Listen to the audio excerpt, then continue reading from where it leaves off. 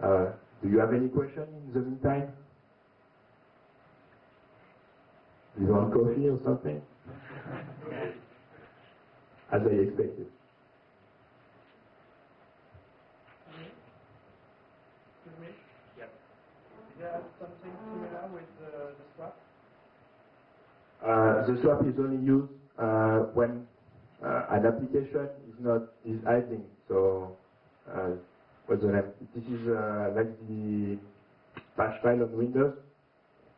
So, for instance, when you are analyzing the dev name, you have some pages which are not in the dev name, but they are in the swap file.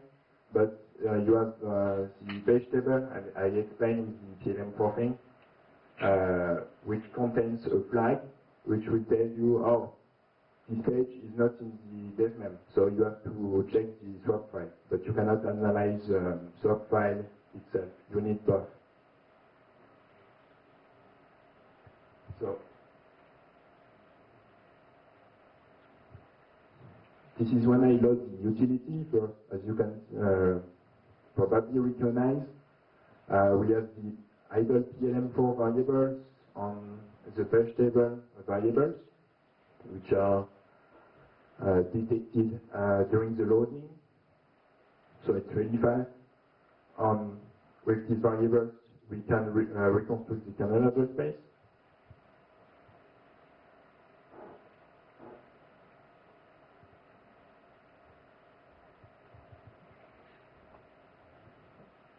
So from now we can just use the information collector.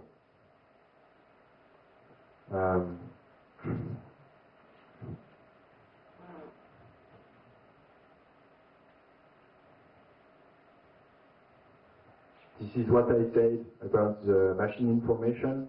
You can retry. So as you can see, it's really precise information, like the version of the kernel, the number of processor,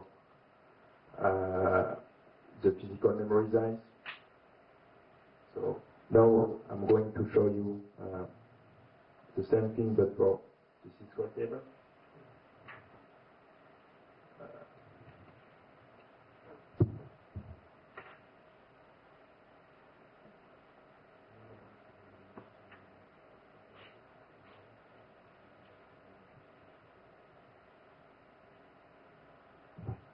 So as you can see, once you can use the kernel symbols, you can give a sense to each entry of the syscall table. Like you can recognize really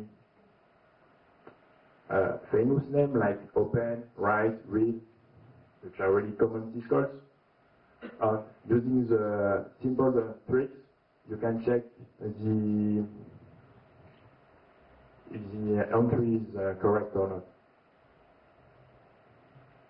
So, and of course, because it's really easy to bypass, you can also add things like to detect if there is a jump or this kind of stuff at the very beginning of the function.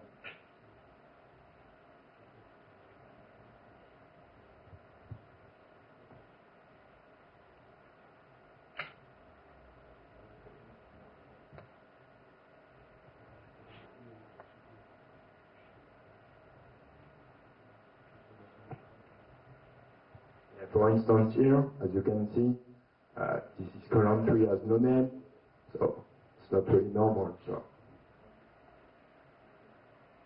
this is how you can do the easy detection.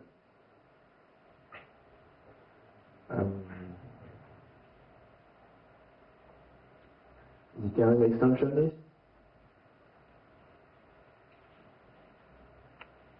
Here you can see the address space used by each kernel extension. You can see really funny kernel extension from Apple, like don't steal my graphics. If you look above, you can see here is a kind of really real kernel extension which is loaded. So we are really curious, so we are going to continue to look around. We're going to look at the process list. So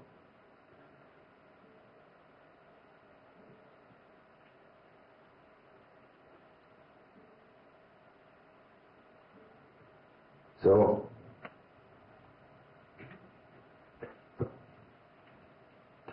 here we have the processes.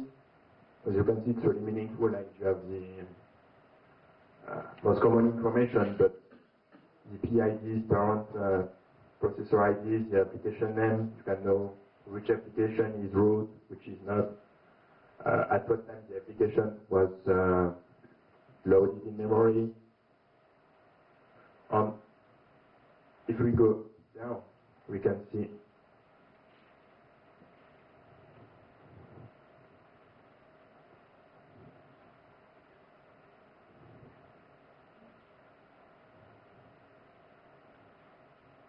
the DD application. As you're probably thinking about, I use the kernel extension to retrieve the